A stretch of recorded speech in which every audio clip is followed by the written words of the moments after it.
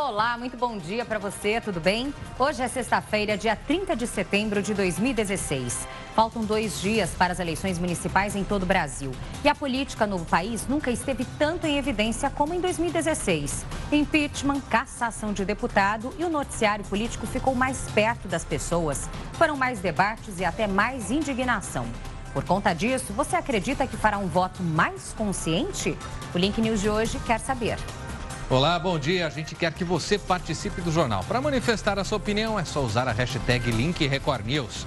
Nós estamos com transmissão simultânea no portal R7 e falamos de São Paulo para todo o Brasil e para vários países pela Record News Internacional. Vamos agora aos destaques de hoje. A pedido da Justiça Eleitoral, 25 mil homens das Forças Armadas vão atuar nas eleições. Mais de 20 candidatos foram mortos nos últimos meses em todo o país. Em Goiás, a polícia acredita que uma briga na justiça motivou o atentado que terminou com a morte de um candidato a prefeito, um policial e o atirador. Vice-governador também foi atingido e ainda está internado. Mercado de trabalho. Desemprego aumenta no trimestre encerrado em agosto e número de desocupados chega a 12 milhões no Brasil. Sobre esses temas e muito mais, divida a sua opinião com a gente. Participe do nosso jornal, porque começa agora o Link Record News.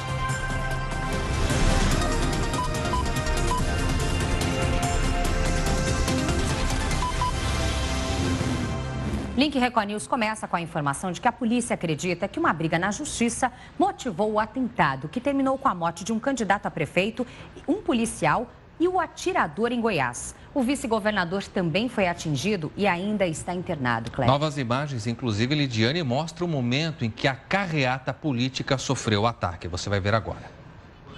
Neste vídeo é possível ver quando o atirador estaciona o carro e desce atirando na comitiva em que estavam o candidato a prefeito José Gomes e o vice-governador José Eliton, que também foi atingido pelos disparos. O policial militar Vanilson João Pereira, de 36 anos, estava trabalhando na segurança dos políticos e reagiu ao ataque, mas foi baleado e morreu a caminho do hospital.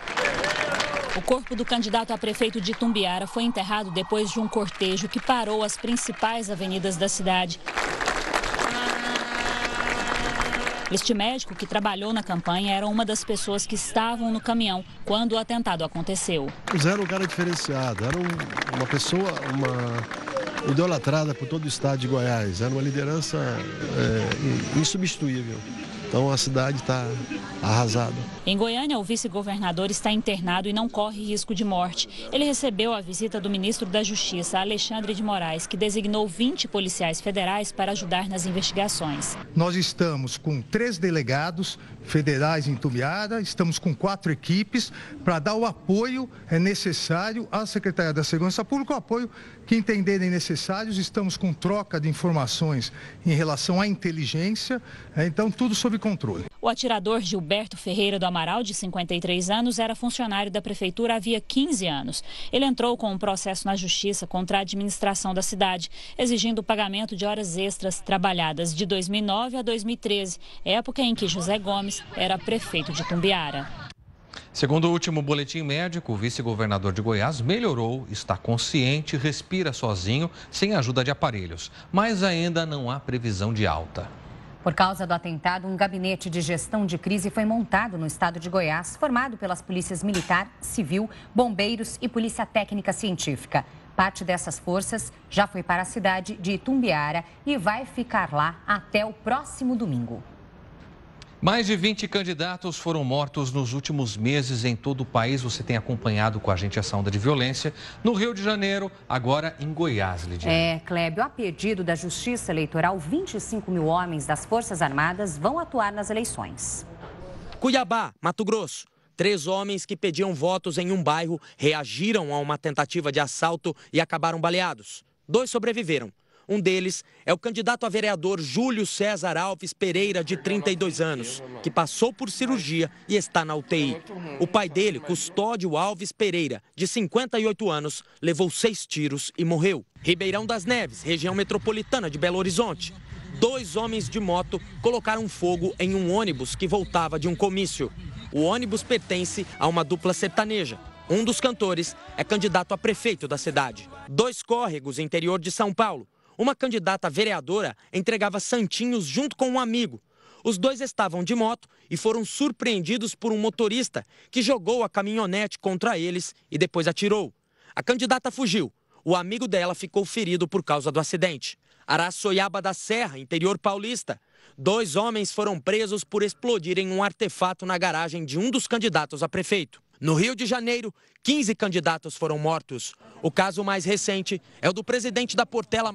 Ele era candidato a vereador e foi surpreendido por 2 homens armados e encapuzados que invadiram o comitê de campanha dele e atiraram. Os atentados dos últimos dias colocaram os candidatos em estado de alerta.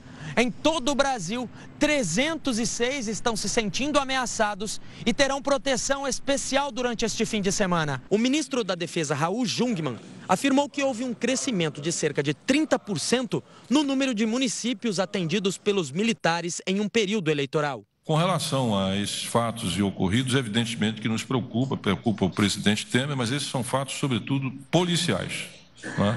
Não são fatos relacionados à defesa.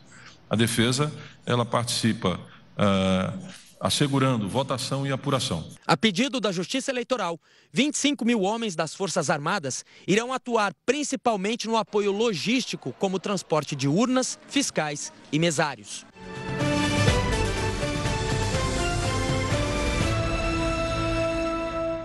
A onda de violência nas eleições deste ano preocupa o presidente do Tribunal Superior Eleitoral, o ministro Gilmar Mendes. O ministro disse que o TSE tem feito sua parte ao dar rápido encaminhamento aos pedidos de reforço de segurança nos estados por meio da requisição de forças federais. Verdade, tanto é que 307 municípios de 12 estados receberão as tropas até o momento. O ministro afirmou que o assassinato do candidato a prefeito em Itumbiara, José Gomes da Rocha, tem contornos de atentado, numa região que até então não tinha nenhum histórico de violência. Estamos a 2 dias das eleições municipais e esta sexta-feira é o último dia para divulgação paga na imprensa escrita e a reprodução na internet do jornal impresso de propaganda eleitoral. Quem desobedecer essas regras será multado, tanto os veículos de divulgação quanto os partidos, as coligações ou os candidatos beneficiados. Agora preste atenção, não caracteriza a propaganda eleitoral a divulgação de opinião favorável a candidato, a algum partido político ou ainda a coligação pela imprensa escrita, desde que não seja matéria paga. Mas os abusos e excessos, assim como as demais formas de uso indevido do meio de comunicação, são apurados e punidos se necessário. E agora a enquete do dia, ainda retomando todo esse assunto. A política no Brasil nunca esteve tanto em evidência como em 2016. Impeachment, cassação de deputado e o noticiário político ficou mais perto das pessoas. Foram mais debates e até muito mais indignação. E com essa movimentação toda ao longo deste ano, a gente pergunta a você. Você acredita que fará um voto mais consciente desta vez? Sim ou não, você vota nas redes sociais com a hashtag LinkRecordNews. No nosso Twitter, siga-nos @RecordNews, você cria um novo tweet, seu nome, cidade e a mesma hashtag LinkRecordNews para manifestar o que pensa. O que também pode ser feito pelo nosso WhatsApp. O número a gente coloca na tela, é 11 95307 1851. Vote, manifeste a sua opinião, porque queremos conhecê-la daqui a pouquinho, ao longo desta e também da segunda edição. Olha, e não perca, hein, no domingo, a cobertura, então, especial das eleições a partir das 8 horas da manhã, aqui na Record News. A nossa equipe estará completa para levar até você todos os detalhes do dia do voto, com informações das principais cidades brasileiras. E logo às 11 horas da manhã teremos um link, uma edição especial do Link Record News. Às 4h30 da tarde, um programa também muito especial com a apresentação de Heródoto Barbeiro e a participação de muitos convidados, entre eles Ricardo Couto e Nirlando Beirão, tudo para fazer uma análise desse dia tão importante. Tudo isso é o voto na Record News. Bom, agora vamos mudar um pouquinho de assunto e falar de economia. O desemprego ficou em 11,8% no trimestre encerrado em agosto, segundo dados divulgados nesta sexta-feira pelo IBGE. É o maior índice da série que começou no primeiro trimestre de 2012. E a taxa aumentou em relação à registrada no trimestre anterior, de março até maio, quando ficou em 11,2%. E em comparação à relativa do trimestre encerrado em agosto de 2015, que atingiu 8,7%. De junho até agosto deste ano, havia 12 milhões de desocupados no Brasil, segundo informações do IBGE. As contas do governo em agosto tiveram o pior resultado dos últimos 20 anos. O déficit, em 2016, já ultrapassa os 71 bilhões de reais. O que preocupa muito o governo. É mais um motivo, inclusive, para o Palácio do Planalto ter pressa na aprovação de um teto para os gastos públicos. O Tesouro apontou o aumento no déficit da Previdência e a queda na arrecadação como agravantes para o mau desempenho na economia. O déficit em agosto foi de 20,3 bilhões de reais. É o pior resultado desde o início da série histórica em 1997 e representa um aumento de quase 270% em relação ao resultado do mesmo mês do ano passado.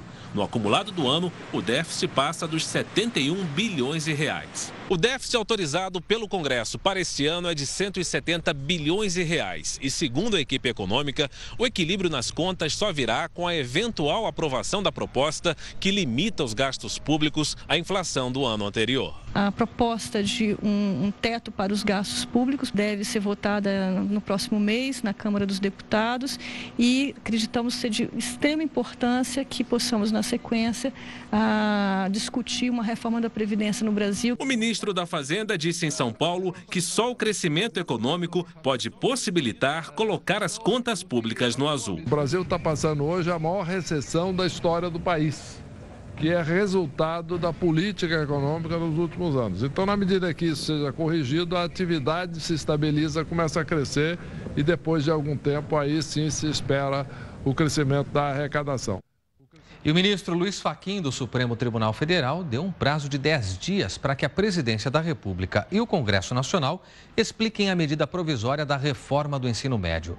O partido PSOL entrou com uma representação contra essa reforma do ensino médio proposta pelo governo.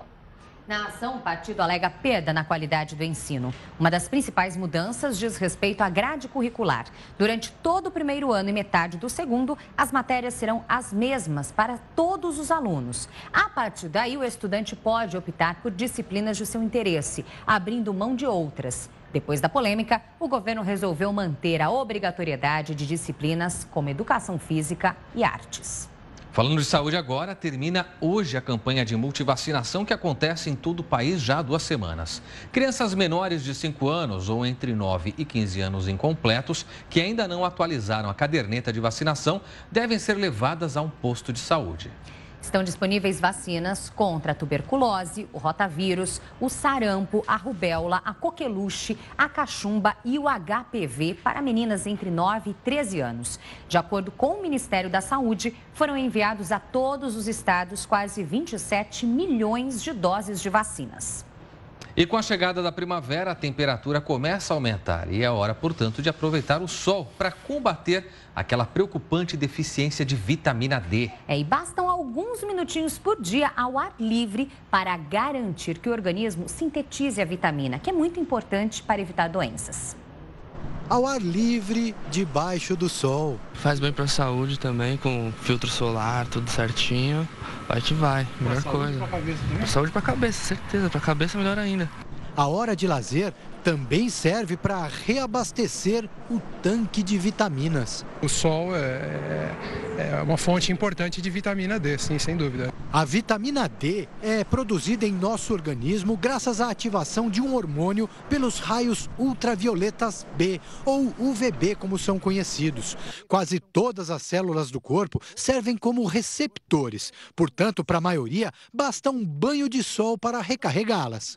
A quantidade de vitamina D em nosso organismo depende muito do período de tempo em exposição ao sol.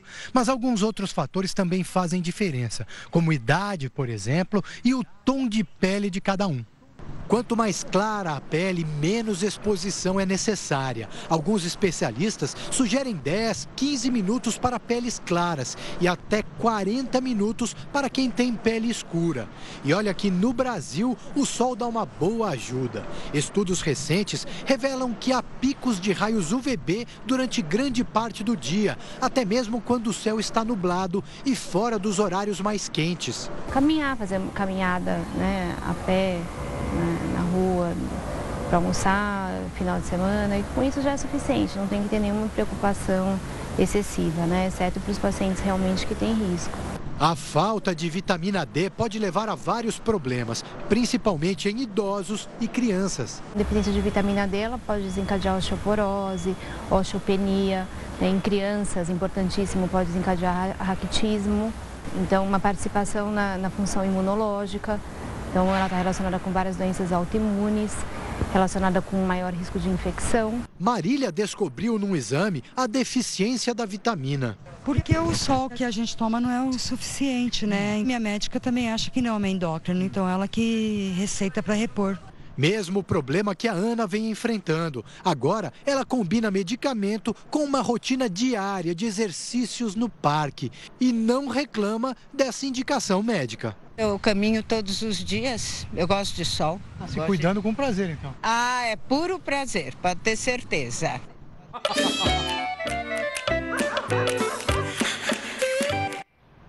Sexta-feira é dia de Link Pet aqui no Link Record News. E hoje a bióloga especialista em comportamento animal, Luísa Cervenka, vai falar sobre o medo dos pets. Você sabe identificar se o seu cachorro ou gato está com medo? A Luísa vai ensinar isso pra gente agora. Ela que sempre vem bem acompanhada hoje da Paris, que é uma gracinha, uma lindeza, viu? É uma chihuahua e ela também já veio demonstrando, ela tá tremendo um pouquinho, tá com medo. São as câmeras, né, que deixam ela tímida. As câmeras, ela tá um pouquinho tímida. Exatamente, por exemplo, o tremor. Como é que a gente pode identificar então, Luísa, que os gatinhos ou os cachorros estão com medo? O tremor realmente é um dos indicativos, mas o mais comum é a orelhinha um pouquinho para trás, que a orelhinha da Paris está bem para cima. Normalmente o cachorro com medo fica com a orelhinha para trás e o rabo bem embaixo das patinhas. E o corpo um pouco arqueado, mostrando esse medo. Então, esses são os principais sinais que demonstram que o cachorro está com medo. O gato é mais fácil de perceber, ele vai sair correndo e vai tentar se esconder em algum local e daí a gente sabe que realmente ele está com medo. Agora, Luísa, existe algum perfil ou raça, tanto de cão quanto de gato, que costuma ser mais medroso? Normalmente os cães menores, como por exemplo o Chihuahua, que é a raça da Paris, acaba realmente sendo um pouco mais medroso por conta do tamanho. Imagina passear, ver um monte de perna ou cachorros maiores, realmente acaba dando um pouco de medo. Então é natural que cachorros menores e também gatos filhotes muito pequenos possam ter mais medo, mas é só uma questão de adaptação que é possível retirar o medo de todo animal. Agora é engraçado você ter falado do corpinho arqueado, colocado ali para trás. Então, como a gente, um pé atrás com quem a gente não conhece, eles uma patinha atrás, né? Com o que pode representar uma situação ali de medo. E o que a gente pode fazer para confortá-los nessas ocasiões, Luísa? A primeira coisa é tentar mostrar que a situação de medo não oferece perigo. Então, por exemplo, nesse momento que ela tá com um pouquinho de medo, então eu tô aqui fazendo carinho, mostrando para ela que tá tudo bem, e daí ela começa a ficar um pouco mais relaxada. Se, por exemplo, ela estivesse passeando e tivesse com medo de algum cachorro, eu colocaria ela sentada, pode conversar com ela e até tentar oferecer algum petisco se ela aceitar. O que não é recomendado fazer é pegar no colo, igual o neném, e ficar, não, tá tudo bem. Porque daí muitas vezes eu estou estimulando esse medo. Então, o que eu acho que eu estou reconfortando o animal, na verdade eu estou estimulando que quando você tiver com medo, tenha que se comportar assim, porque é isso que vai fazer você receber carinho. Então, pegar no colo é sempre a pior coisa para fazer. Então, por exemplo, alguns cães têm medo de skate.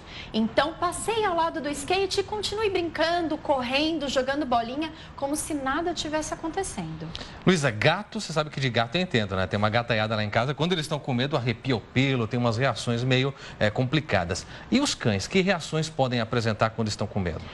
Pois é, a principal reação que muitas vezes as pessoas confundem realmente é a agressividade. Muitos cães acabam sendo agressivos por medo. Então, até uma vez o Stitch deu uma mordidinha em você. De leve, mas... De leve, porque ele estava com medo. O Stitch era o meu cachorrinho, que era parecido com a Paris. E também ele deu essa... Ele não chega a morder, é só mostrando, sai daqui que eu tô com medo. Então, esse é o comportamento mais comum. Além disso, tem também as fugas. Então, muitas vezes a gente vê cachorros perdidos por aí e pode acontecer dele sentir medo e puxar a guia e fugir, ou mesmo estar dentro de casa, sentir algum tipo de medo e fugir. Então, normalmente são três: se esconder, fugir ou atacar. São normalmente essas três reações do medo.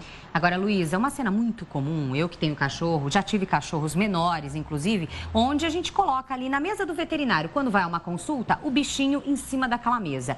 E os cães, às vezes, travam e fazem xixi, muitas vezes.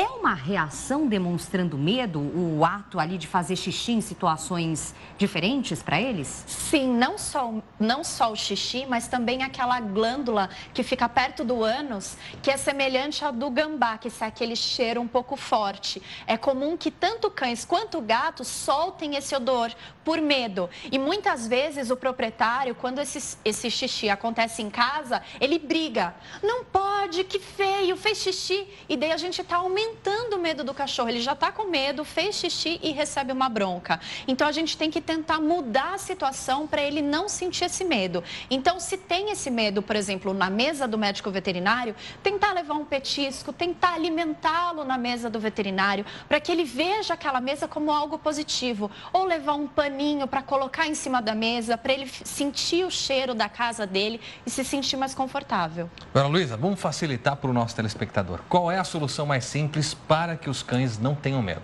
A primeira coisa é tentar apresentar o máximo de situações diferentes para o cão. No passeio, ele conhecerá cheiros, barulhos, pessoas e bichos de diversos tipos. Esse já é um ótimo início.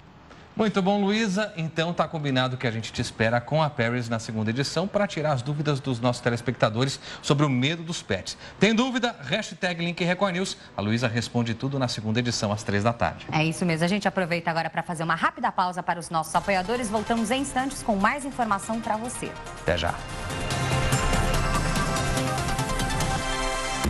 Link Record News de volta à sua tela, 11 horas 32 minutos pelo horário de Brasília. E a gente volta falando para você de um novo negócio no mundo do crime. A compra e venda de produtos roubados sem cerimônia, tudo pela internet. As ofertas são anunciadas num grupo fechado que tem quase 120 mil seguidores. Pela internet se compra e vende todo tipo de mercadoria, de armas a animais exóticos. Embora seja um crime contra a fauna, o filhote de iguana é oferecido abertamente. Preço R$ 140. Documentos para dobras, diz este outro anúncio. Na verdade, são certificados de registro para dar aparência legal a veículos roubados. O cigarro a R$ 18 o pacote é contrabando do Paraguai. E as postagens normalmente são feitas por menores de idade. Quer dizer, são extremamente cara de pau. Por quê? Porque eles não acreditam na punição. Eles acham que não vão ficar presos e, na maioria das vezes, eles acabam não ficando, por força de legislação.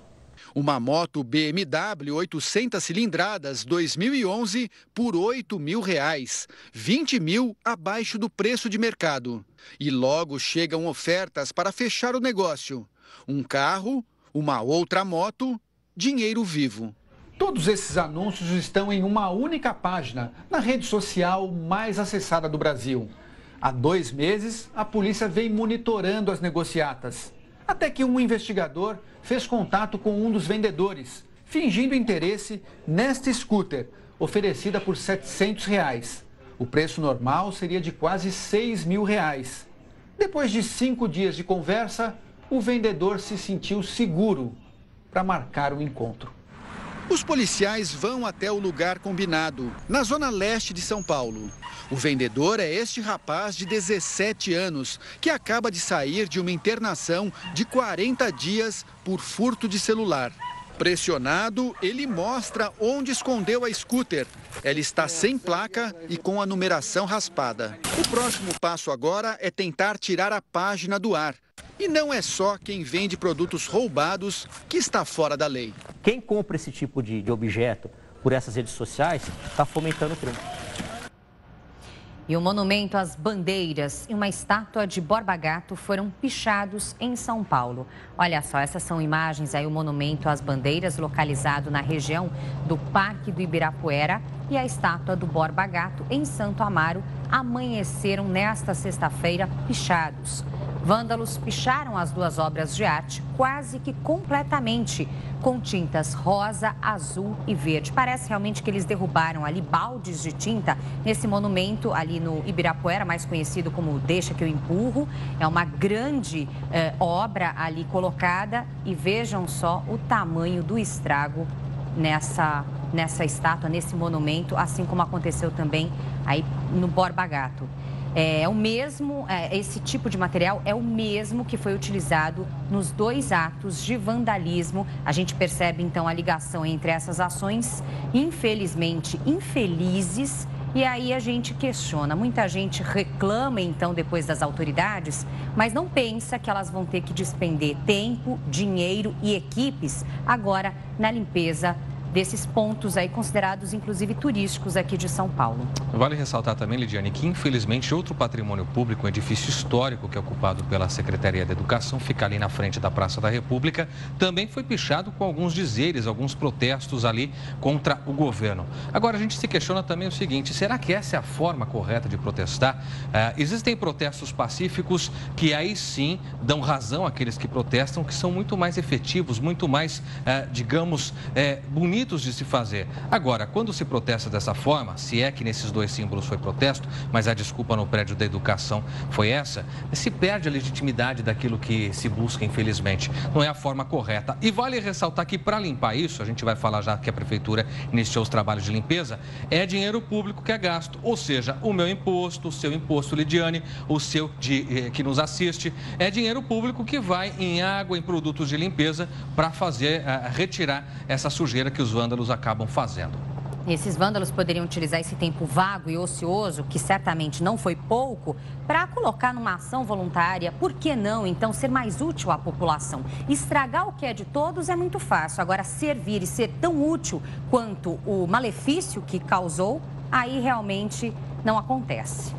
E olha, em nota, a Prefeitura de São Paulo afirmou que foi surpreendida com essas pichações. Informou ainda que as equipes da subprefeitura já trabalham desde as primeiras horas do dia na limpeza desses equipamentos, como eu disse a você mais uma vez, com dinheiro público, infelizmente, para tentar retirar o que esses vândalos fizeram.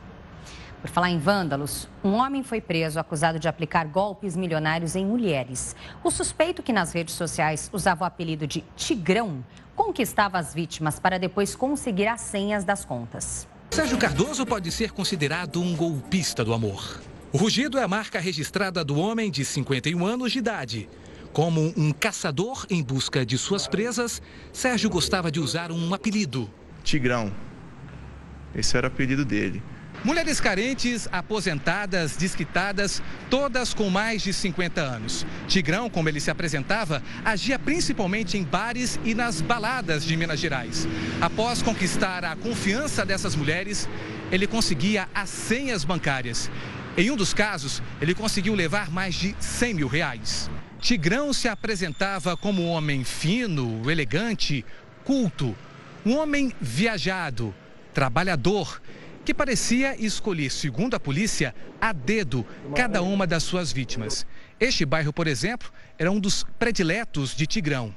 Nesta região aqui de Belo Horizonte, área nobre, ele conseguiu fazer pelo menos 8 vítimas, deixando um prejuízo de mais de R$500 mil. A investigação aponta ainda que Sérgio Cardoso já foi preso na década de 80 pelo mesmo crime. Ele atua nesse ramo, nesse tipo de atividade criminosa há muito tempo. Cerca de 15, 20 anos ele já atua, ele vive disso. Muito bem, a gente vem agora com a sua participação, momento de interatividade aqui no Link Record News. A enquete desde ontem trata, portanto, dessa questão toda que envolve as eleições. Ano de muito movimento, muita movimentação no que diz respeito à política nacional. Impeachment da presidente Dilma Rousseff, também a perda de mandato de um senador, Delcídio do Amaral, do ex-presidente da Câmara, Eduardo Cunha. E, claro, os brasileiros passaram a discutir mais essa questão. Diante desses fatos, você acha que vai votar com mais consciência nessas eleições de domingo para a escolha de prefeitos e vereadores? Sim ou não, você vota com a hashtag LinkRecordNews. Também pode manifestar o que pensa pelas redes sociais com a mesma hashtag ou pelo nosso WhatsApp. O número vai aparecer aí embaixo para você, é 11 95307 1851. Vamos às opiniões agora na tela. Começamos aqui pela mensagem que chega de São Mateus, no Espírito Santo. O Márcio escreve: com tantos escândalos em nosso país é complicado, mas dá sim para votar com consciência. Obrigada, Márcio, pela sua participação. Agora, Elizabeth de Campo Mourão, no Paraná. Ela diz o seguinte: após todos os acontecimentos, ficou mais fácil a escolha. Obrigado, Elizabeth. Tem ainda a participação lá do Paraná, São José dos Pinhais, chega a mensagem do Antônio. Enquanto não houver reforma política, o voto consciente é o voto nulo /branco, segundo o Antônio. Obrigada pela mensagem. Agora o Lucas Mendes, de Araraquara, interior de São Paulo, e diz: acredito que todos nós estamos mais conscientizados depois de tantos escândalos e mentiras reveladas nesse ano. Tomara, Lucas, que isso realmente seja realidade, viu? O Antônio, de Cruzeiro do Sul, no Acre, escreve: não adianta votar consciente se a maioria dos políticos não tem consciência. O desabafo aqui do Antônio, obrigada. Agora, Valmir, de São Paulo, creio que com tanta informação disponível em todas as mídias, sim, de um modo geral, um voto consciente. Valmir, tomara. E a gente sempre reforça aquela dica: quando você for escolher um candidato, pesquise sobre o nome dele, dá uma olhadinha se tem processos, quais são os processos, se ele faz parte de algum tipo de organização não muito louvável. Verifique, aí você vai votar com um pouco mais de certeza se vale a pena ou não. É isso aí. Vamos ver agora se essas opiniões se refletem na votação que está em andamento neste momento. Mais uma parcial agora na tela, a gente acompanha. Olha, 63% dos internautas que votaram até agora acham sim que vão fazer um voto com mais consciência no próximo domingo, enquanto 37% respondem até agora que não. E você, vai fazer um voto mais consciente nessa próxima eleição, agora domingo? Compartilhe, coloque aí no tema da nossa enquete, escreva, daqui a pouco tem mais interatividade na tela. Enquanto você vota e também manifesta a sua opinião, a gente segue com outras informações para você. Entre elas, que os pais estão mais preocupados com o perigo das intoxicações com alimentos. Só para você relembrar, essa semana foram 2 casos. Em um deles, inclusive chocante, meninas de uma escola comeram um pote de doce envenenado. E no outro, mais de 100 pessoas, vejam só a quantidade de gente, ficaram intoxicadas em uma escola. Especialistas alertam que identificar rápido qual é a causa do problema é fundamental para salvar vidas.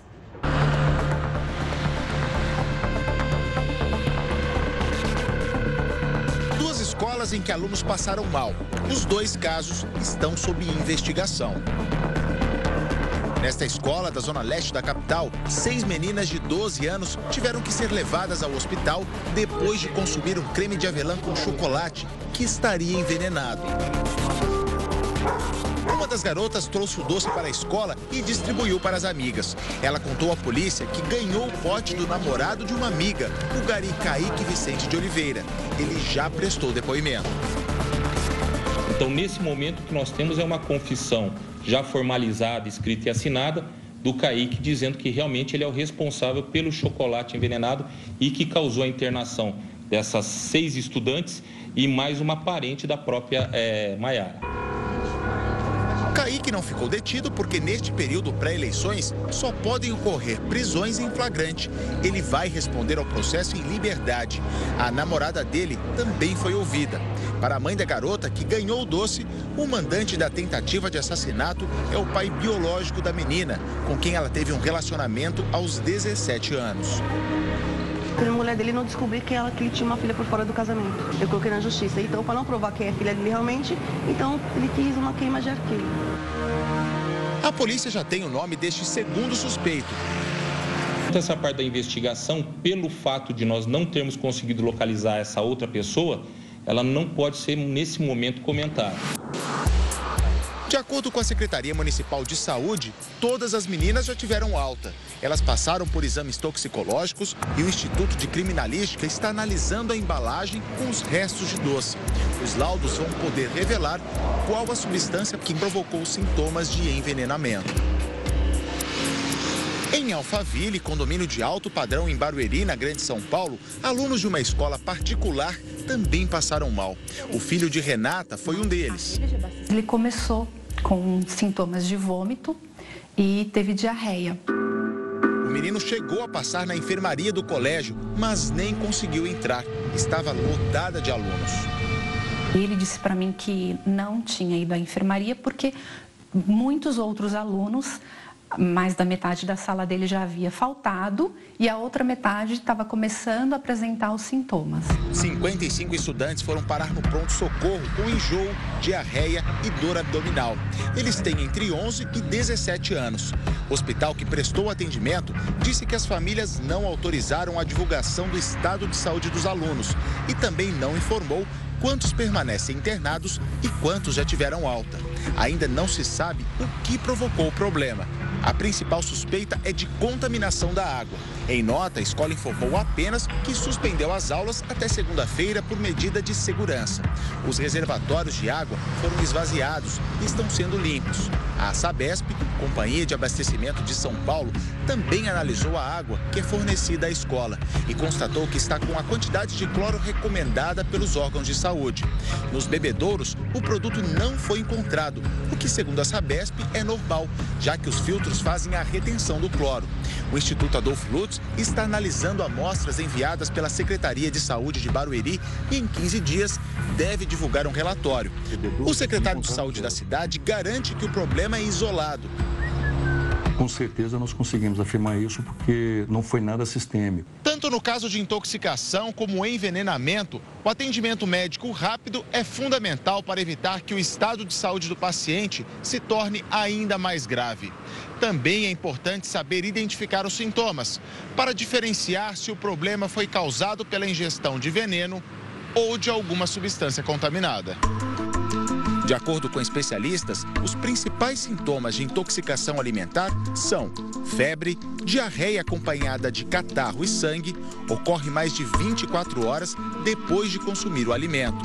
Já nos casos de envenenamento, raramente o paciente apresenta febre. Os sintomas parecem até 3 horas depois do consumo. Às vezes, ocorrem em até 15 minutos. Em casa, produtos como remédios, material de limpeza, cosméticos e inseticidas podem causar envenenamento. Todo cuidado é pouco para evitar casos como os da escola na zona leste de São Paulo ou na de Alphaville. Por via das dúvidas, as mães já orientam os filhos para quando retornarem às aulas. Já avisei, não beba e não coma nada na escola, leva coisa de casa, né?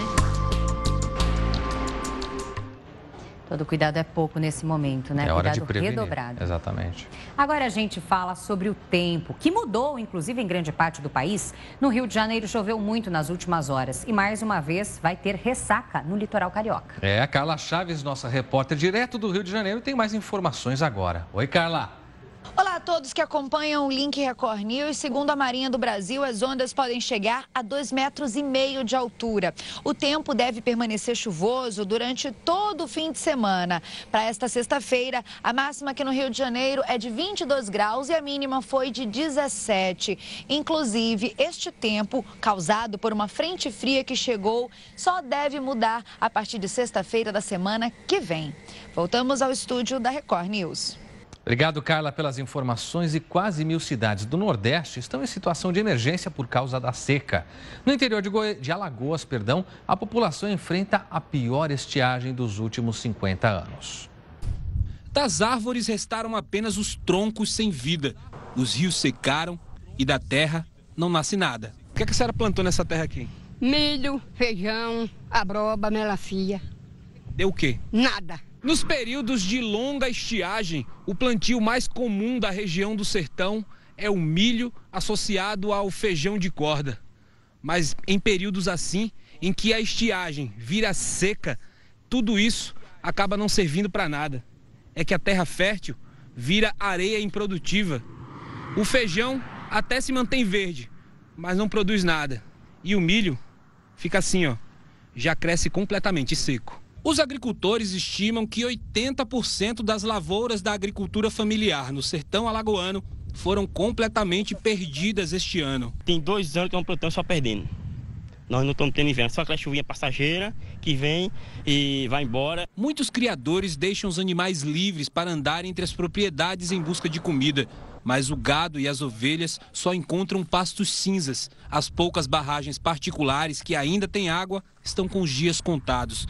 Pelas estradas, é intensa a movimentação de carros-pipas, mas o volume ainda é insuficiente. A população sofre com o desabastecimento de água.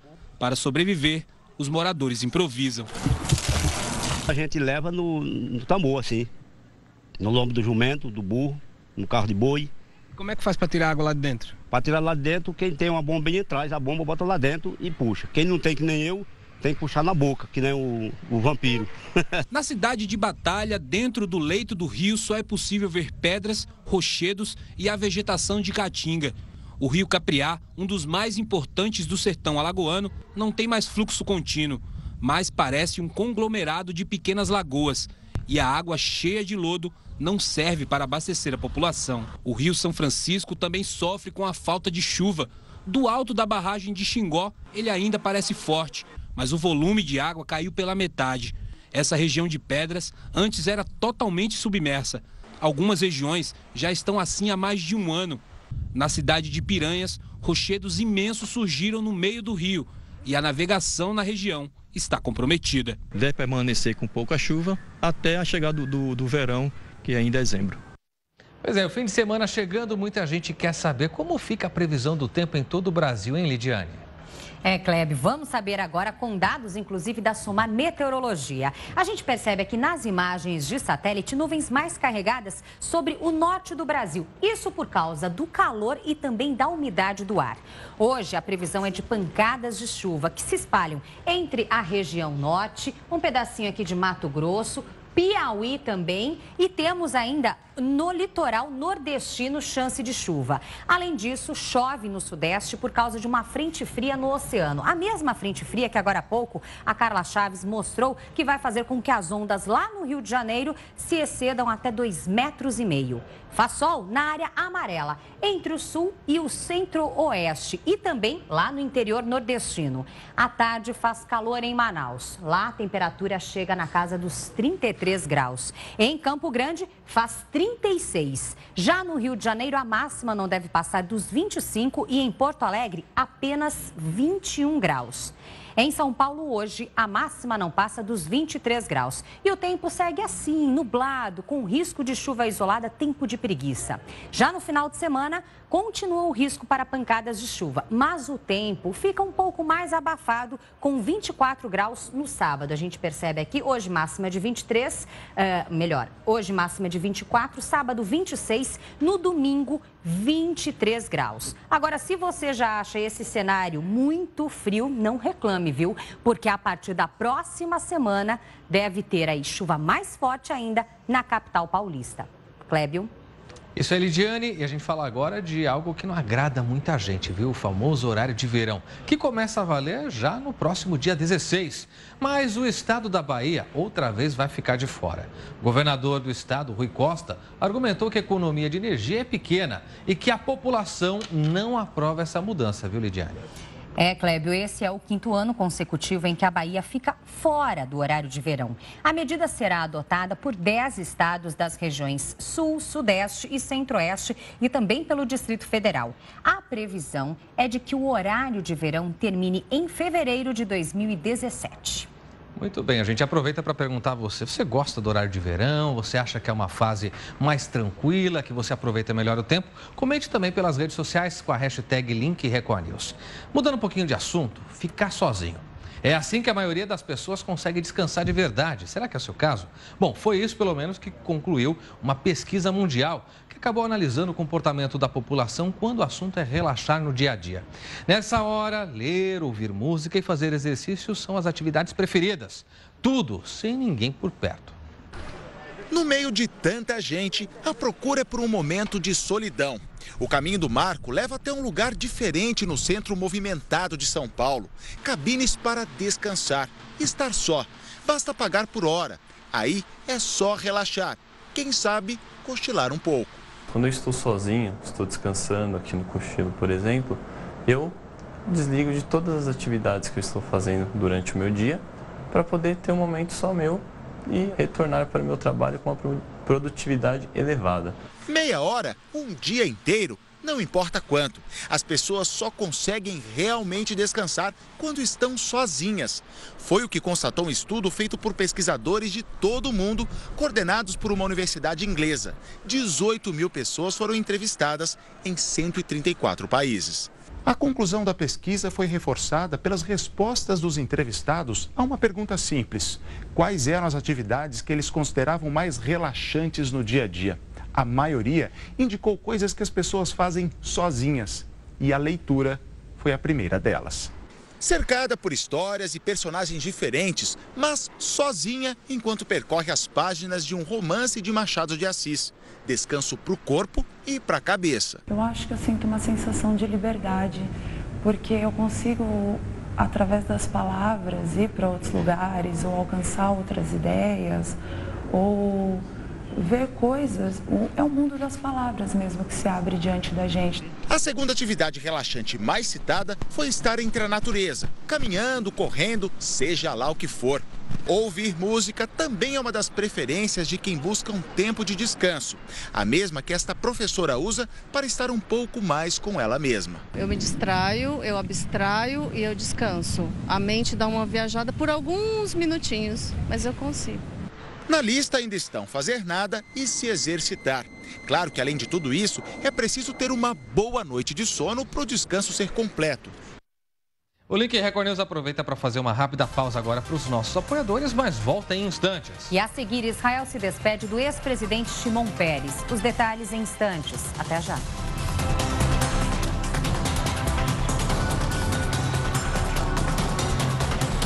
Meio-dia pontualmente, horário de Brasília. Estamos de volta com o Link Record News. A partir de agora, boa tarde para você. E com uma informação bem interessante, porque um dos mais importantes aviões de pesquisa da NASA, a Agência Espacial Americana, está no Brasil. A aeronave que faz estudos climáticos pousou no Recife para reabastecer e passar por manutenção.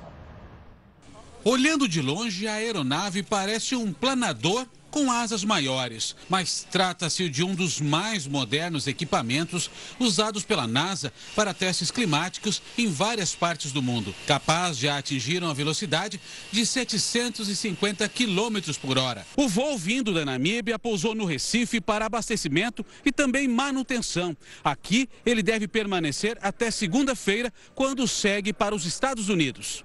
O avião alcança uma altura de 70 mil pés, o equivalente a 21 mil metros, mais que o dobro da altitude de um jato comercial.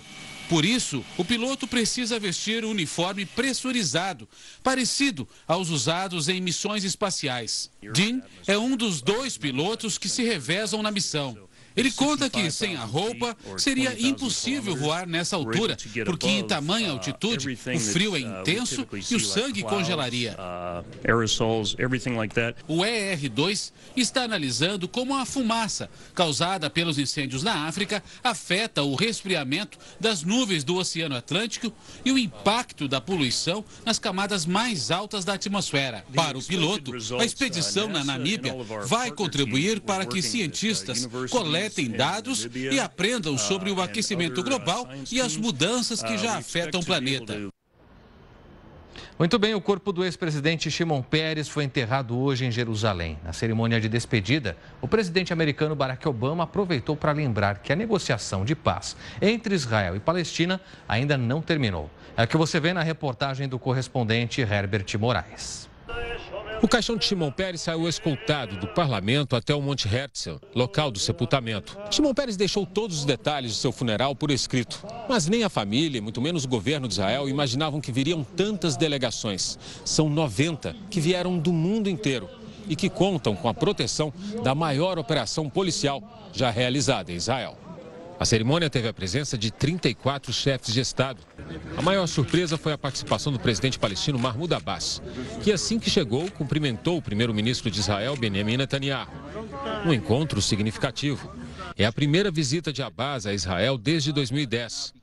Apesar do fracasso das negociações de paz entre palestinos e israelenses, mediadas nos anos 90 por Shimon Peres, Abbas disse que compareceu para honrar o empenho do ex-presidente em dar fim ao conflito. O presidente americano Barack Obama aproveitou para cobrar. Disse que o acordo de paz segue e ainda não aconteceu.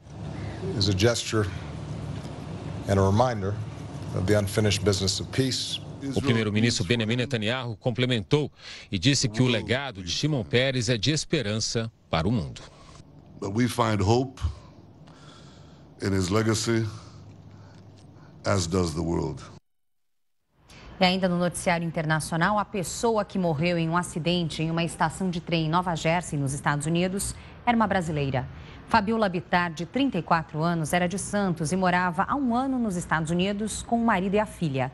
Ela estava na plataforma quando o trem veio em alta velocidade, não conseguiu parar e bateu na estrutura. 114 pessoas ficaram feridas. O maquinista sobreviveu.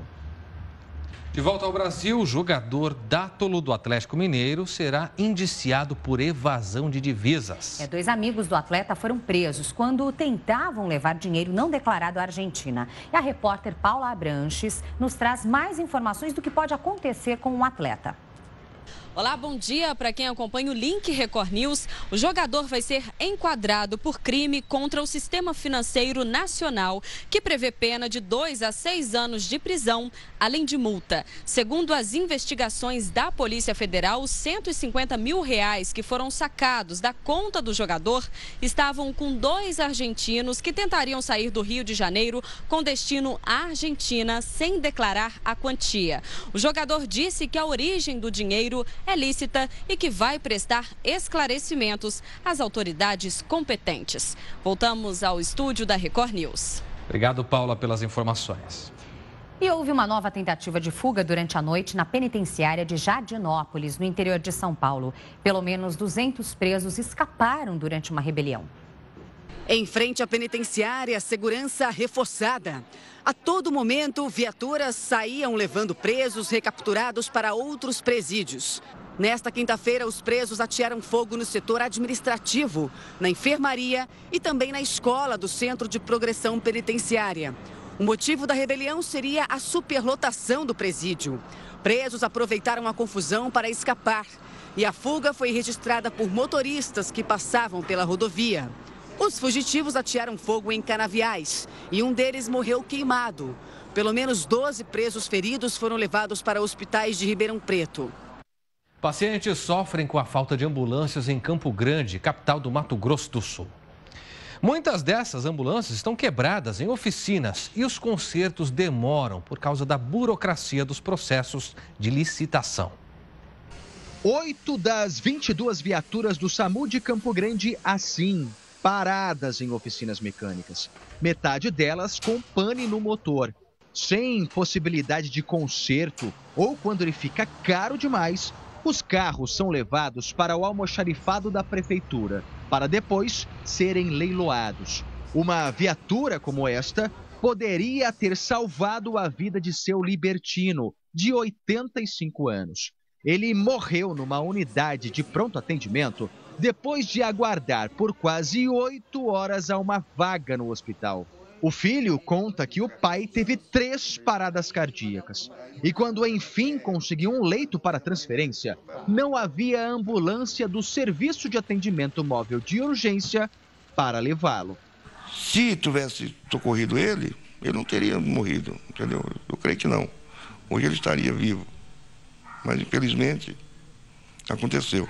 Diante da falta de viaturas de resgate do SAMU, o Conselho Municipal de Saúde começou uma investigação que deve ser concluída em 20 dias para que governo federal e Ministério Público sejam notificados. Uma dá problema, eu tenho que pegar uma reserva e colocar para rodar. Então eu não posso estar hoje no município de Campo Grande com 8 rodando, com 5 rodando. O coordenador do SAMU explica que os carros demoram a sair das oficinas mecânicas por causa da burocracia na licitação.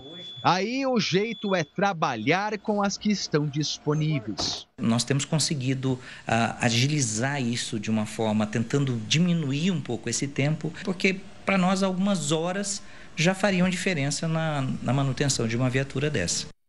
Olha, a deficiência na saúde não é a única armadilha oferecida à população, não, viu? Um grande esquema de adulteração de combustível atingia muitos moradores de São Paulo. Colocar gasolina batizada no carro é muito perigoso. Se você abastecer com esse tipo de combustível por um mês, por exemplo, saiba que já é o suficiente para causar sérios problemas no motor. A qualidade do combustível que vai no carro tem sido uma preocupação cada vez maior. Geralmente eu coloco sempre no mesmo posto de gasolina e de preferência que tenha bandeira e que a gente conhece e sabe a procedência. Quem já passou por apuros sabe bem o que pode acontecer quando se abastece no local errado. Já teve problema com combustível adulterado? Deu problema? Já tive. O que aconteceu? Era de má qualidade, o álcool só tinha água no caso. Não pegava, ficava falhando. Essa semana, a polícia descobriu uma distribuidora de combustível clandestina que funcionava em um galpão na periferia de Guarulhos. Os policiais flagraram a chegada de um caminhão que vinha da Bolívia carregado de nafta. O solvente seria usado para adulterar gasolina. A quadrilha tinha capacidade para armazenar até 500 mil litros. Corantes eram utilizados para disfarçar a adulteração. Este posto na zona norte de São Paulo recebia o combustível. Peritos confirmaram que as bombas tinham produto irregular, com apenas 20% de gasolina mesmo. O posto cobrava preços bem menores que os de concorrentes. A suspeita é que o esquema abastecia também vários outros locais. Quadrilhas como essa já deram muita dor de cabeça aos motoristas. E o que aconteceu com o carro? Parou. Começou a pipocar e parou até eu descobrir que era gasolina adulterada. Os efeitos do combustível adulterado no carro são destruidores, alerta este mecânico, e podem aparecer 1 ou 2 meses depois de vários abastecimentos. Mas o comum é o motorista perceber que algo está errado só quando o dano já está feito. Isso vai ter um desgaste prematuro no motor, vai danificar catalisador, vai danificar desde lá de trás até aqui na frente, vai tudo embora. Nos carros importados com tecnologia mais sofisticada, a gasolina batizada é um veneno ainda maior. Primeiro que são projetados para trabalhar com combustível premium, né? E aí a gente chega aqui, a nossa gasolina ela já tem uma quantidade de álcool um pouco maior do que a dos países de origem. Então o que acontece? Se colocar um combustível adulterado num carro como esse, por exemplo, que é um motor moderno, que usa injeção direta, o camarada saiu do posto, nos próximos 10 ou 15 minutos ele já vai ter uma luz de aviso no painel, tá? E se ele insistir em andar, vai começar a falhar. Economizar aqueles centavos lá no posto pode não ser um bom negócio. Se o carro vier parar na oficina, toda aquela economia vai virar um baita prejuízo. As peças mais afetadas são aquelas que estão em contato direto com o combustível. Então a gente tem aqui uma bomba de combustível, que ela trabalha dentro do tanque, os carros de hoje em dia trabalham interno. Essa peça é o filtro de combustível, tá? Depois a gente tem aqui os bicos injetores, aqui no caso tem um, e o regulador de pressão. Todos esses componentes eles sofrem com a agressão química desse combustível. Então o impacto inicial de um combustível adulterado no carro já vai ser em contato com esses componentes. O conserto, mesmo de um carro popular, não sai barato e a longo prazo destrói até o motor. Giraria em torno aí de uns R$3.000 um conserto, trocando todos esses componentes aqui. Quando vai abastecer, o que você escolhe primeiro? É o preço? É um posto com uma marca conhecida? Ou o preço mais barato atrai? Não, uma marca conhecida aí, qualidade. E se o outro tiver bem mais barato? Não, não vou não. O que aconteceu? O carro começou a dar uns pipocos, estourar e depois não pegava. No dia seguinte, tinha acho que água. Gastou muito? Gastei 1.800 para tirar a gasolina do tanque do carro.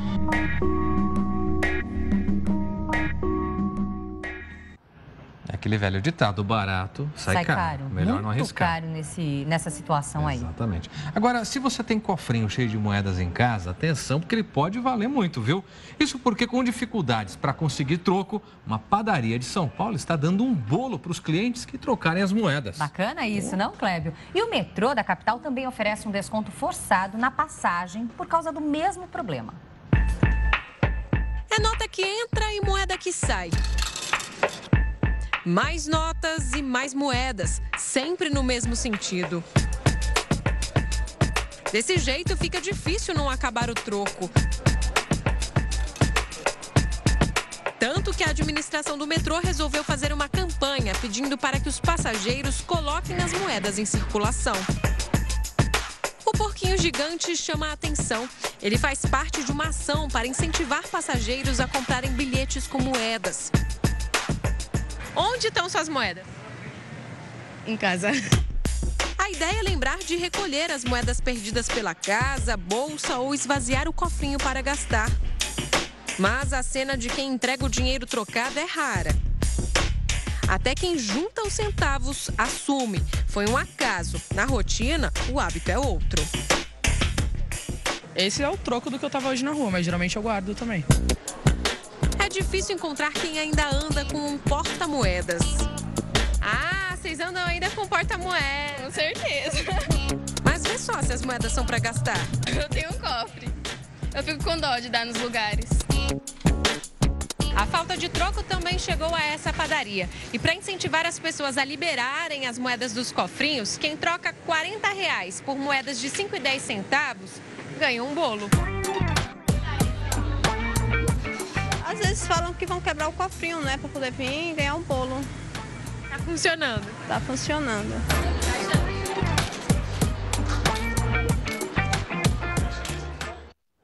Bom, e o Dia das Crianças está perto e para os comerciantes a data também é de comemoração. É verdade. Olha, uma pesquisa da Federação do Comércio mostra que quase a metade dos consumidores brasileiros pretende comprar pelo menos um presentinho, viu?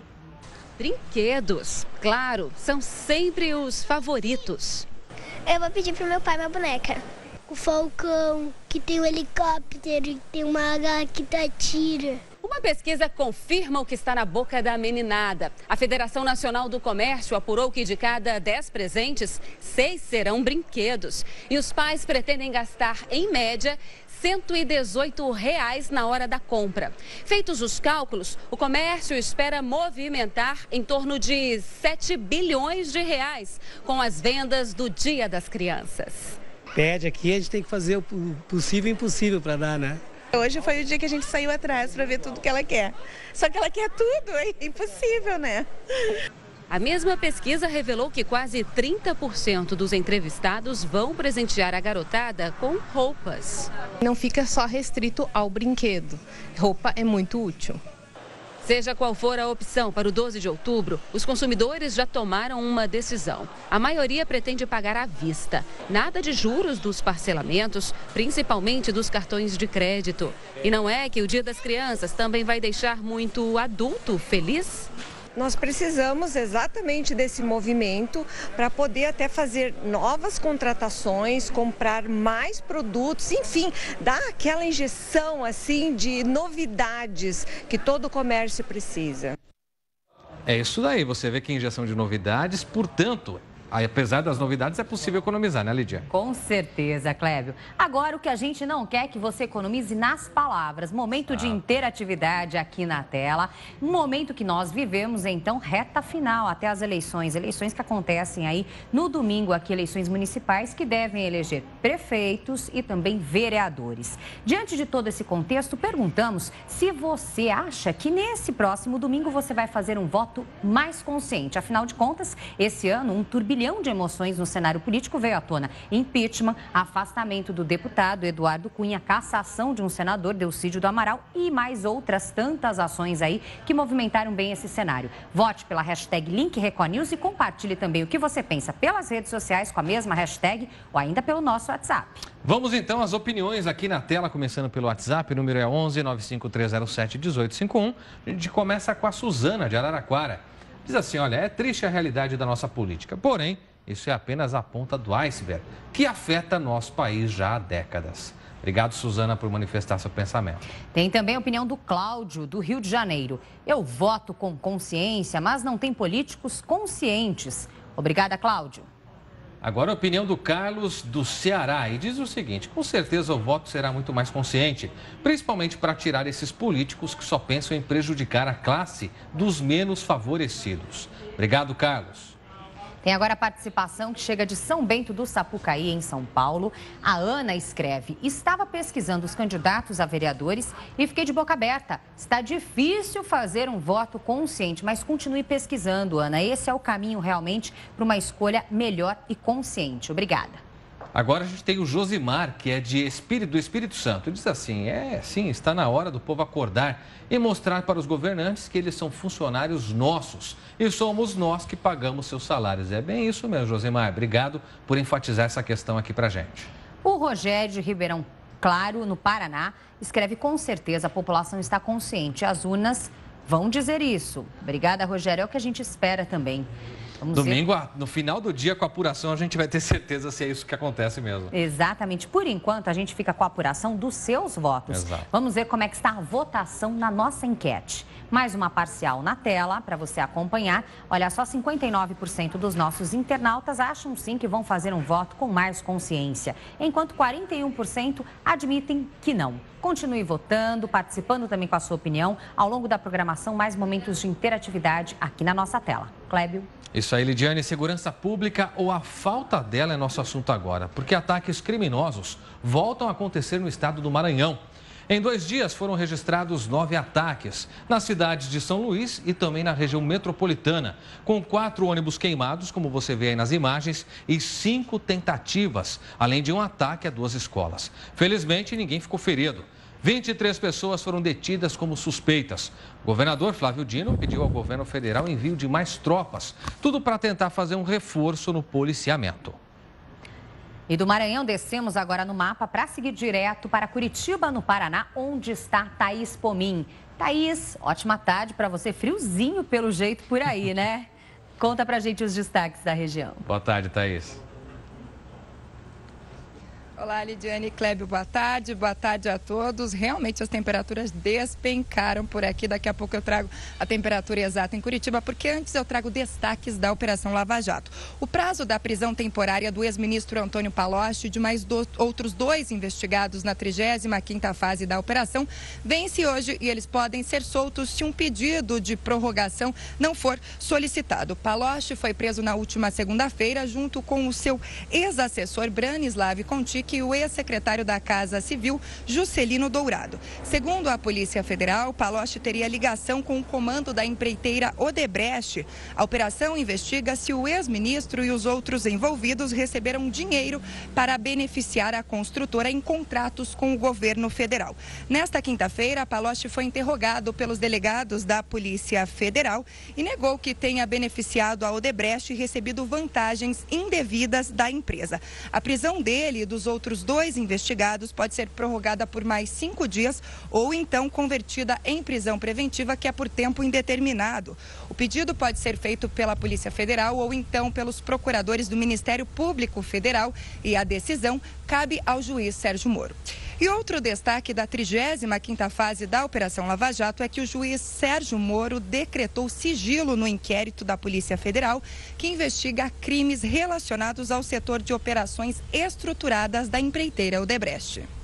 Moro esclareceu que novos mandados podem ser cumpridos e a divulgação dos autos poderia comprometer a investigação. Além disso, o juiz disse que o acesso dos investigados ao processo será decidido caso a caso. Ele atendeu a um pedido da própria Polícia Federal, que restringiu o acesso da investigação apenas à PF e ao Ministério Público Federal. Em despacho, Sérgio Moro afirmou que o sigilo será quebrado somente quando não houver mais riscos à investigação. Lembrando que o inquérito foi aberto na última terça-feira e pretende apurar de forma mais detalhada obras que supostamente tiveram os contratos firmados após o pagamento de valores indevidos.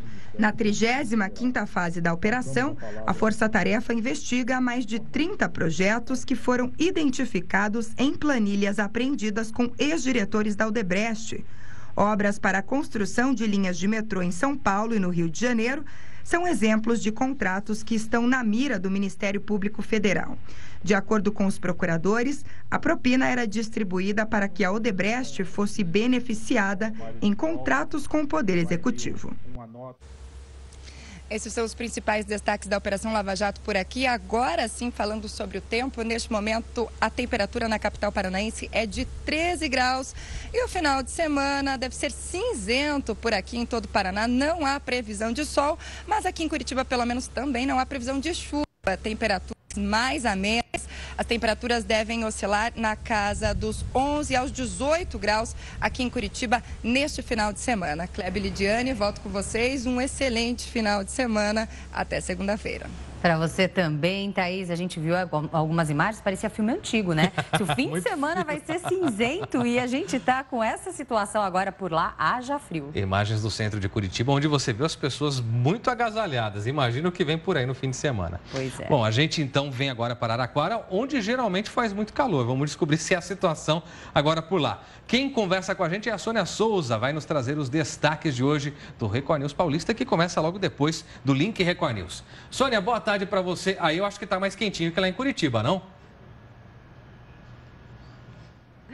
Boa tarde, Clébio. Boa tarde, Lidiane. Boa tarde a todos. Olha, realmente aqui a Morada do Sol não tem jeito. Mesmo quando tá frio em toda a parte do país, aqui tá mais quente um pouquinho. Só que hoje o clima tá mais ameno, viu, Clébio? A média deve ficar aí entre 26 e 27 graus. Então, uma temperatura pra gente aqui até agradável, né?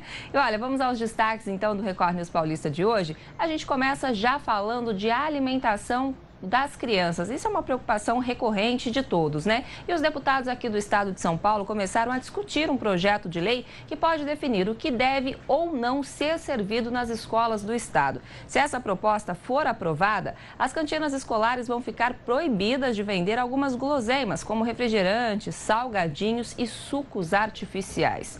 É uma boa, né? Tomara que passe aí. E nós vamos falar também de crise, que mesmo nessa época tão difícil que a gente está vivendo aqui no Brasil, muita gente tem se destacado por causa da internet. As vendas online têm sido um grande nicho aí para quem está tentando fugir da crise. A facilidade de pesquisar os preços em várias lojas acaba atraindo o pessoal e muita gente tem apostado até nas redes sociais para conquistar os clientes para as lojas físicas. É um bom negócio, um bom investimento e a gente vai dar aqui dicas de como se sair bem nessa rede social, porque afinal de contas tudo tem uma técnica, né? E nós ainda vamos mostrar os destaques dos principais eventos que acontecem no interior e litoral de São Paulo, que é para todo mundo curtir o fim de semana com frio ou com calor, enfim, tem evento para todo gosto.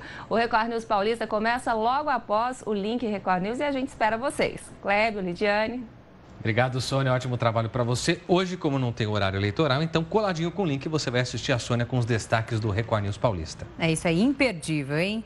Agora a gente fala de simuladores, que são aparelhos que recriam virtualmente as sensações causadas por equipamentos. Por exemplo, tem simulador de voo, simulador de tempestades, de aventuras. Com certeza você já viu algum.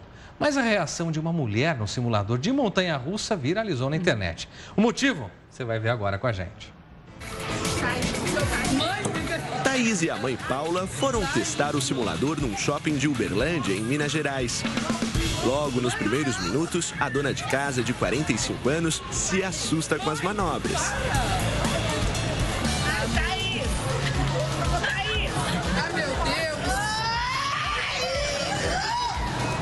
A filha pede para que ela olhe para todos os lados, mas a mãe tá assustada. Ela tem medo de altura. Olha pro lado! Olha pra mim! Olha O desespero da dona Paula é tanto que ela abraça a filha. Ela vai sair!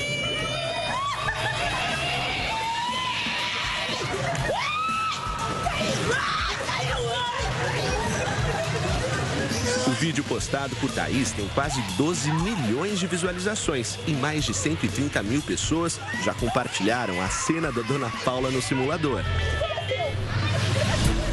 Após tanto sucesso, mãe e filha gravaram um vídeo exclusivo para o Hoje em Dia. A gente não fez um vídeo pra fazer sucesso igual fez. A gente fez um vídeo super espontâneo. Eu virei pra menina e falei, filma pra mim, por favor. E ela pegou ali e filmou um momento meu e da minha mãe mesmo, que a gente tava na brincadeira. O equipamento simula o cenário das cataratas do Iguaçu, no Paraná. Na hora que colocou o óculos e o fone de ouvido, a gente entra em uma realidade totalmente diferente. Parece que a gente não tá dentro de um shopping. A gente escuta barulho de cachoeira, barulho de carrinho batendo em grade. Ai, meu Deus! Começou bem tranquilo, bem manso. Em um certo momento, esse carrinho da montanha-russa desviou. E ele foi pro meio de um mato, caiu na cachoeira. E aí você começou. Ó, Thaís! Ó, Thaís! A dona Paula diz que está feliz com tanta repercussão. Estamos hoje, você conseguir tirar sorrisos verdadeiros das pessoas é muito difícil. E na nossa vida, o melhor remédio continua a ser sorrir. Obrigada, gente. Tchau. Ela vai sair!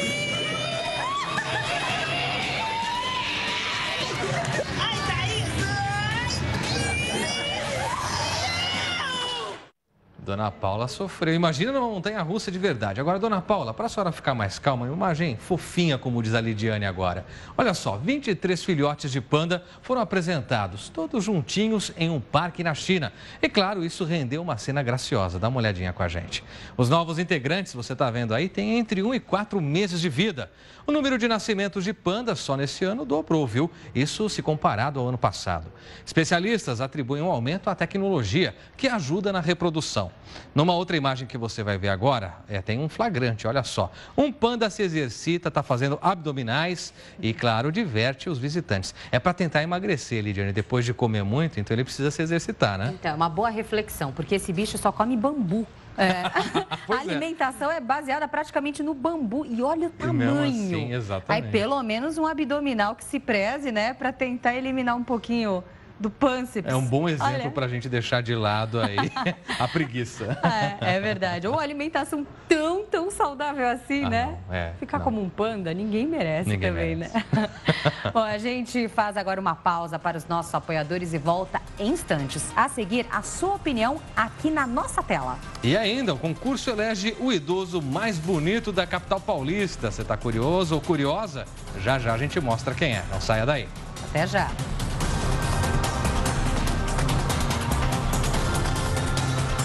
Link Record News de volta, meio-dia, 34 minutos pelo horário de Brasília. E mais informações para você, inclusive uma inusitada, porque um ladrão de pedágio foi preso em casa na cidade de Diadema, Grande São Paulo. Pelo menos 7 vezes o criminoso roubou carros e depois foi até a rodovia Imigrantes para assaltar o pedágio.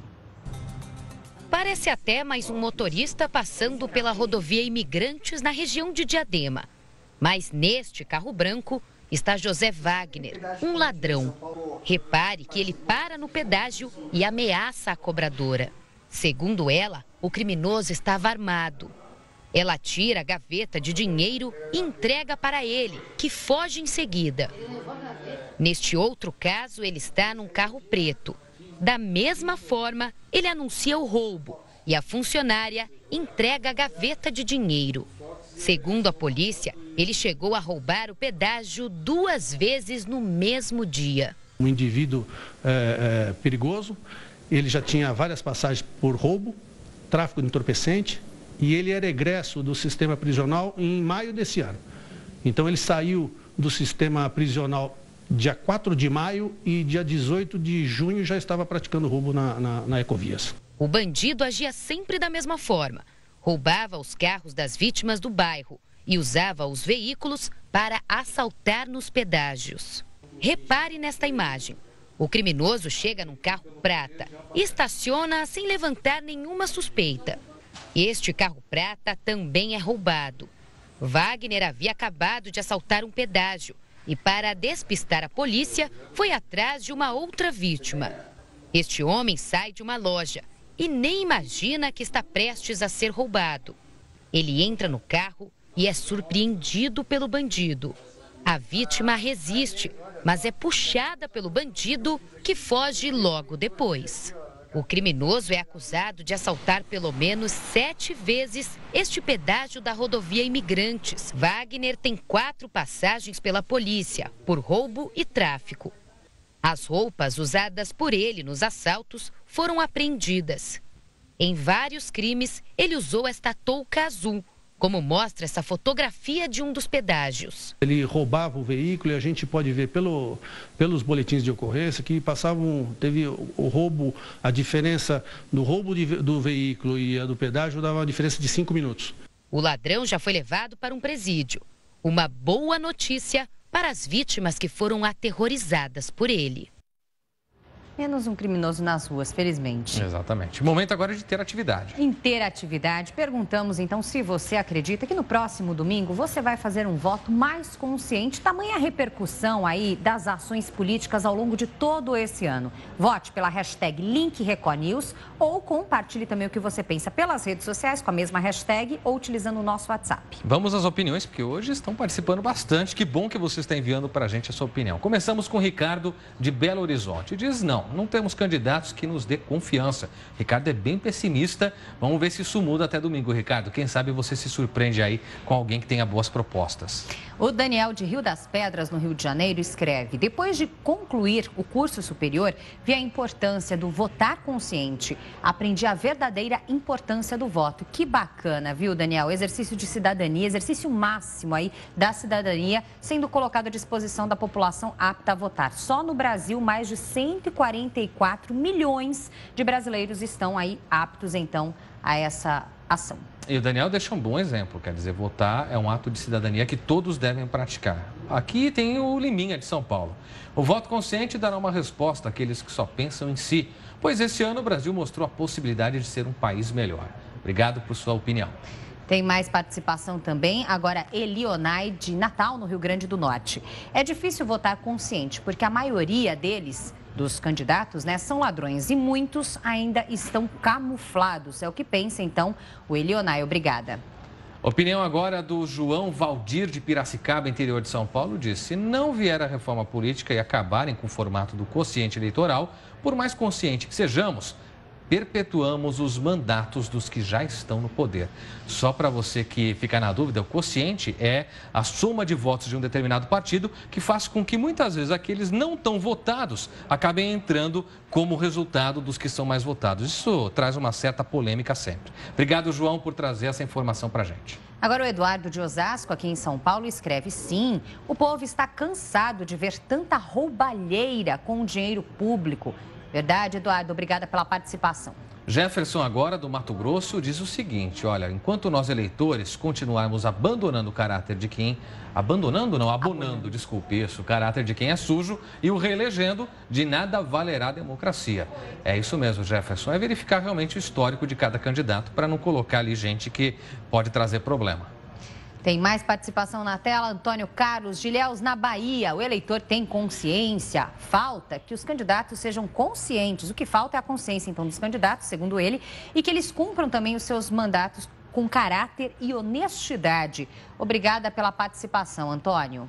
Samara de São José de Ribamar diz o seguinte: os eleitores até podem votar conscientemente, mas de nada adiantará, porque consciência não existe na cabeça dos políticos. Samara, obrigado por manifestar sua opinião com a gente. Muita gente protestando, né? Aproveitam o canal.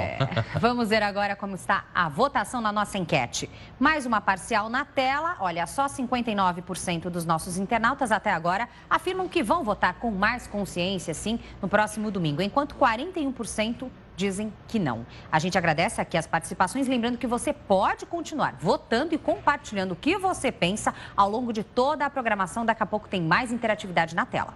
E essa enquete a gente aproveita para te informar, vale até domingo, dia da eleição. A gente vai ter uma cobertura completa que você vai relembrar daqui a pouco como será. Então, durante todo o dia, você poderá votar e compartilhar o que pensa, porque queremos conhecer sua opinião também no dia D, o dia de democracia, onde você vai praticar esse ato tão importante de votar. Por isso, a gente reforça. Não perca, então, neste domingo, a cobertura especial das eleições, que vai começar aqui com a gente logo cedo, às 8 horas da manhã, trazendo para você diversas informações a respeito de tudo que vai acontecer. Às 11 horas da manhã, a gente tem um link em Record News também especial, com todos os detalhes de como vai funcionar o processo de votação. E ainda teremos aí no finalzinho da tarde, depois do link Record News, então às 4h30 da tarde, um programa especial com Heródoto Barbeiro, Ricardo Couto, Nirlando Beirão e convidados. É o Voto na Record News. Muito bem, a gente vai agora seguir com outras notícias. Daqui a pouco voltamos ao tema com a sua opinião. E entre essas notícias tem algo interessante, viu? Porque São Paulo conheceu o idoso mais bonito da capital. O concurso de beleza Madura reuniu 25 finalistas, com idades entre 65 e 95 anos. Nos bastidores, a ansiedade era nítida. Eu estou ansioso porque eu venho pela vez primeira aqui. Então eu estou querendo saber como é que meus amigos são para fazer igual. Ternos alinhados, figurinos escolhidos a dedo. Nós ficamos 3 dias preparando para fazer os ensaios e tudo. Comprar umas roupas que a outra não deu certo.